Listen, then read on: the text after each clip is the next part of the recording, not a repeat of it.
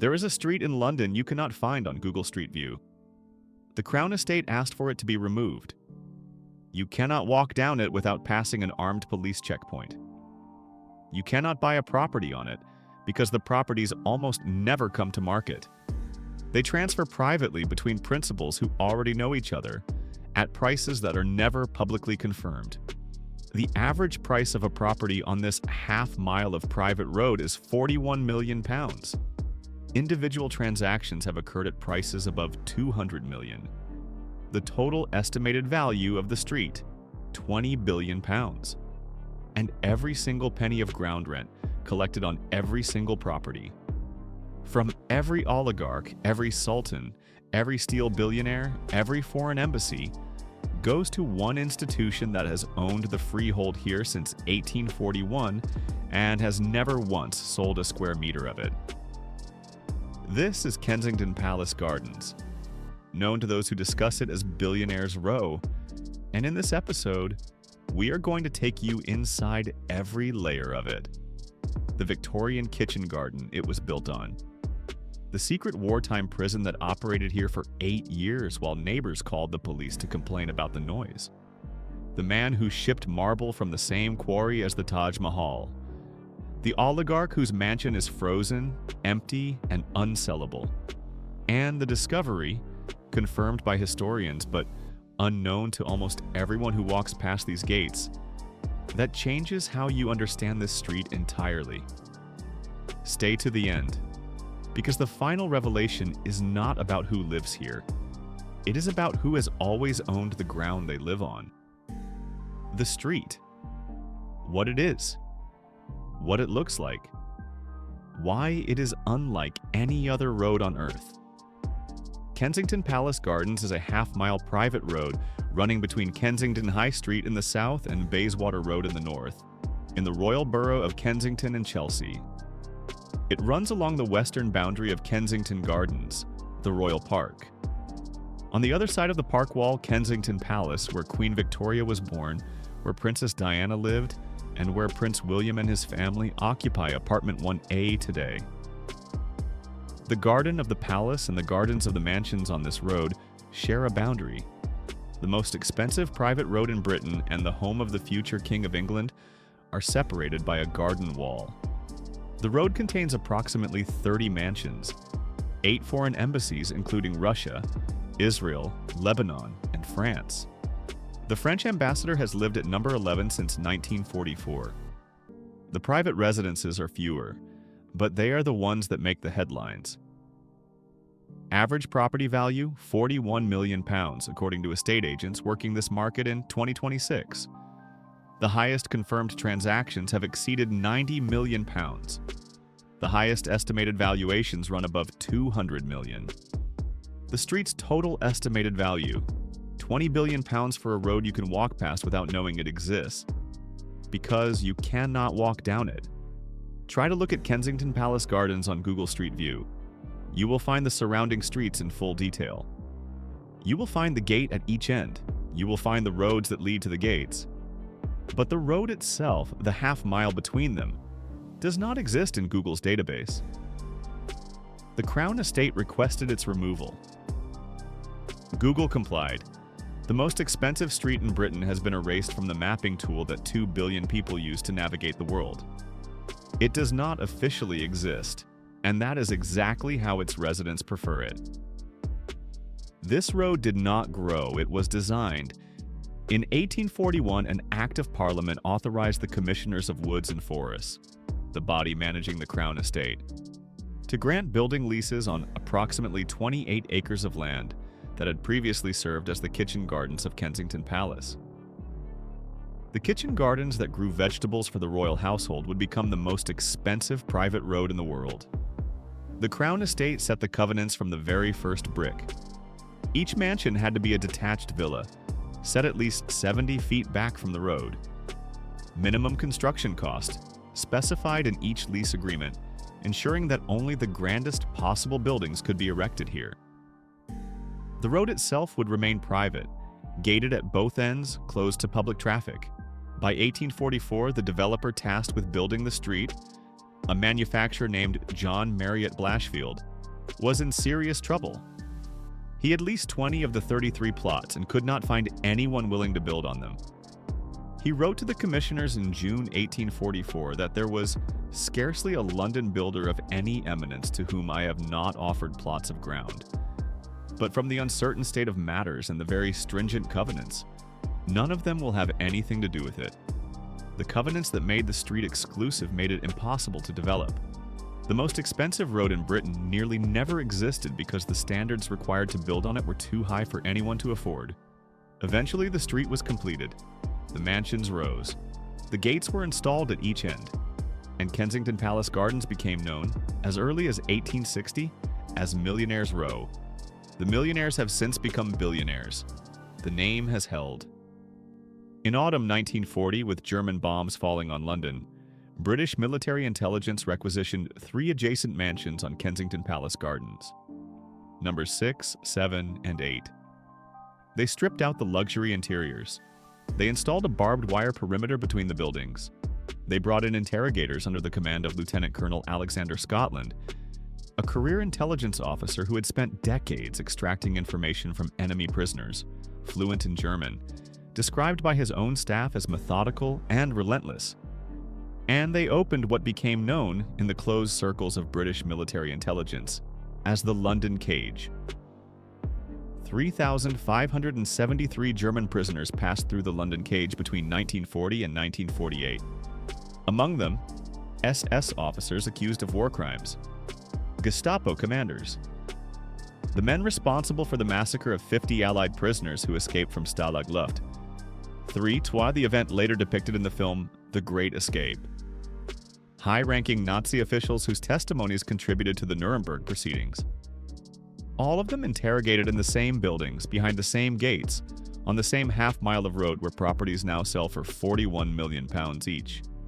The methods used at the London Cage were, according to allegations made at subsequent war crimes trials, extreme.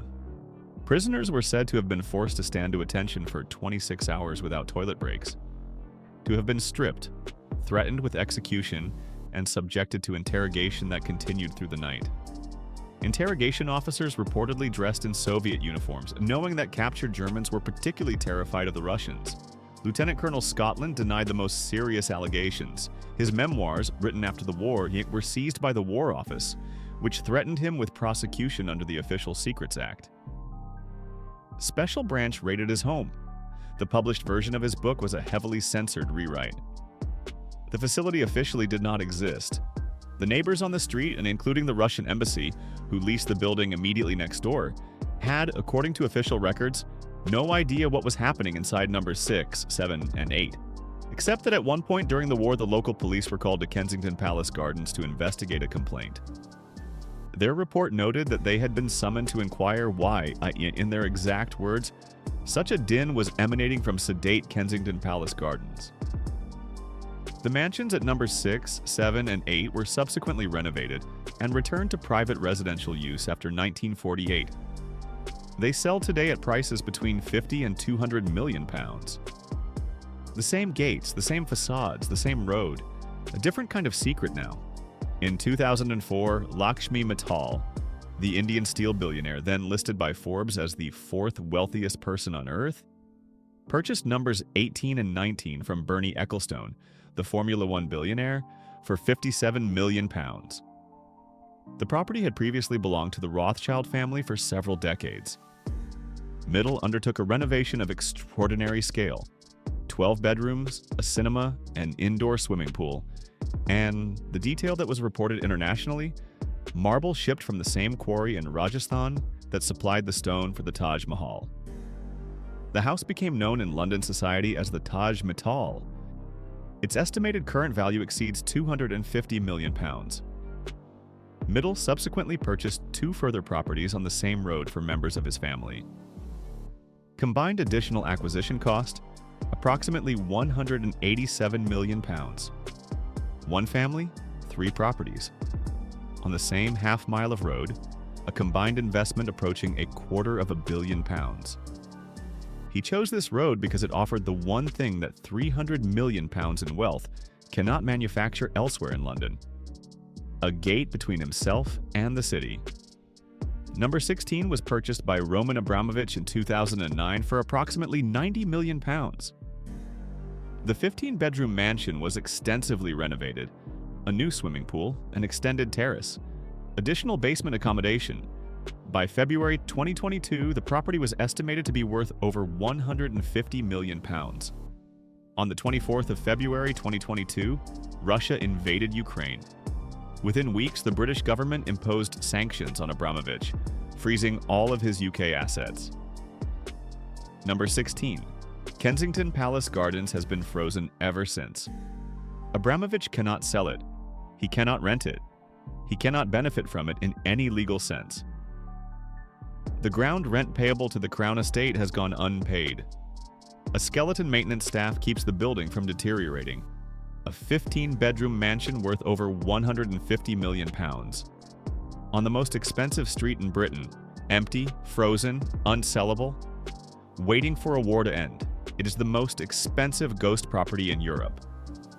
The Sultan of Brunei, Hassan al-Bolkiah, estimated net worth $30 billion, absolute monarch of one of the wealthiest oil states in the world, has owned number 20 Kensington Palace Gardens since 1989.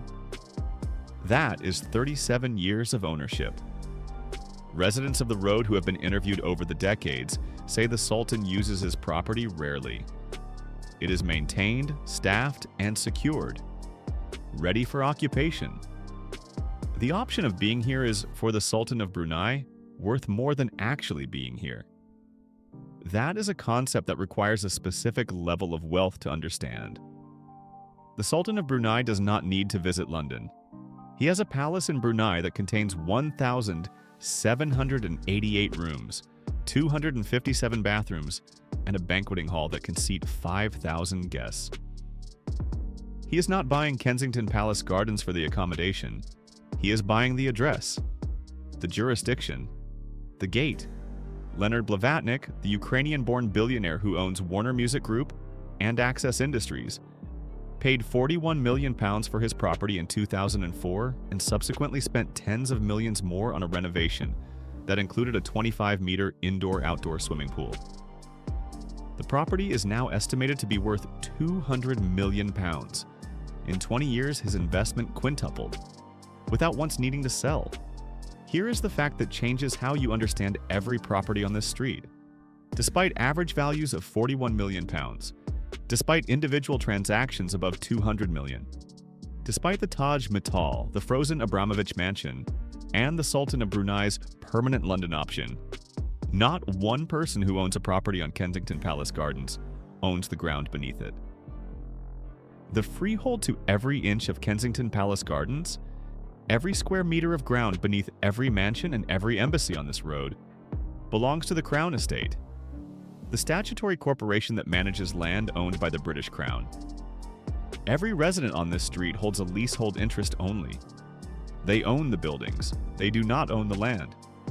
When their lease expires, whether it runs for 125 years or 999, they must negotiate a renewal with the Crown Estate.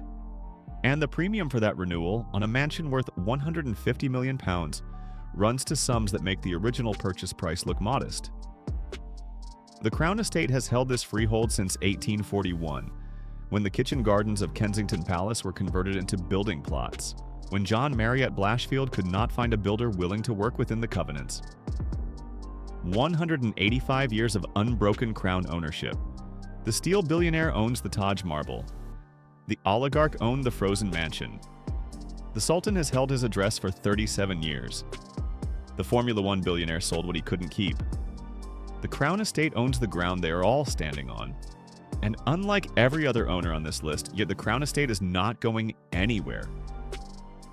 What this half mile tells us about London, about money, and about permanence, half a mile. 30 mansions, 8 embassies, a frozen oligarch, a sultan who visits rarely, a man who shipped Taj Mahal marble to Kensington, a wartime prison that 3,500 souls passed through while the neighbors called the police about the noise. And beneath all of it, the Crown Estate, holding a freehold it has not sold since before the American Civil War. This road has been used for growing vegetables, for interrogating Nazi war criminals, for parking the fortunes of billionaires from 6 continents, for housing the embassies of 8 nations, for collecting the highest property prices in Britain by a margin that no other street in the country comes close to. Every other street in London tells you who lived there. This street tells you who owns it. Not the person who paid £41 million for the mansion. Not the oligarch who spent 3 years renovating it. Not the ambassador who has been in residence since 1944. The Crown Estate has owned the ground beneath this street since before any of them arrived. And it will own it after all of them have gone. Kensington Palace Gardens does not officially exist on Google Maps. It does not need to. The people who matter, the people who pay the ground rent, know exactly where it is. The gate is always locked, and the Crown has always held the key. Next week on Blood and Sterling, we leave the street. We enter the clubs. The private rooms in Mayfair and St. James's where the people who live on streets like this meet each other. Where Brexit was plotted. Where a Prime Minister's co-treasurer was recorded offering access to Downing Street for £250,000 a year. And where the kitchen workers went on strike because they earned below the living wage while serving members who collectively manage hundreds of billions in assets. Subscribe. New episode every week, and we go deeper every time.